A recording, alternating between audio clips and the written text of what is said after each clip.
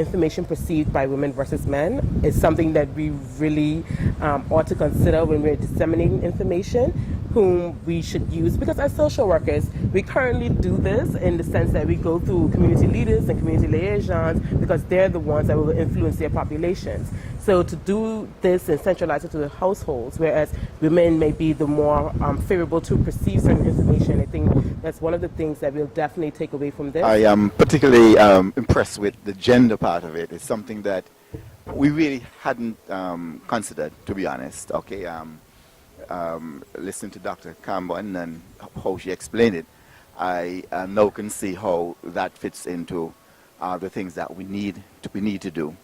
Okay, to deal with that. Another issue that came out was the need to be a little bit more sensitive to the gender issues.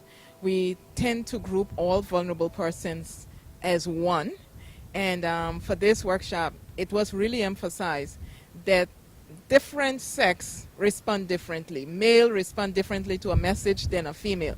It's something we knew, but you just never dwell on it. And the pressure of trying to inform, trying to get the message out as quickly as you can sometimes prevents you from drafting a message that is gender sensitive. So I do hope with stronger collaboration with the Gender Office, Social Development Department, bringing them on board as greater stakeholders and partners, that when we do get the information from the Met Office, the Department of Disaster would be able to pass this on to the other agencies, and they in turn can take ownership of coaching and drafting some of these messages and posting them there. That's my 3 points. The need for an early warning system, coaching the messages to take into consideration the gender issues, and then finally using greater medium to get the information out to all sectors of society. Okay.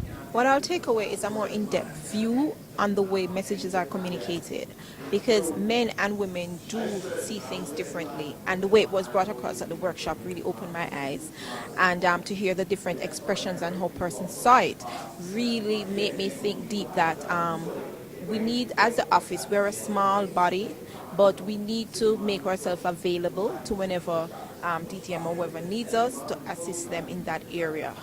And because risk, gender and risk, climate risk and early warning systems is so integrated that you want to ensure that everybody has equal chance.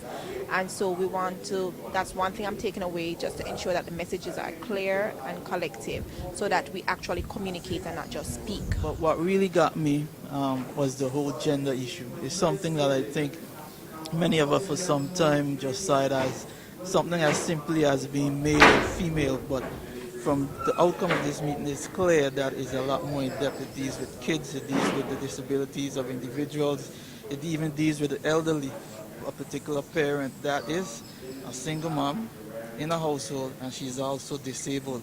So, I mean, coming out of this meeting, I have more of an appreciation of why we need to concentrate in integrating the gender equalities within disaster management.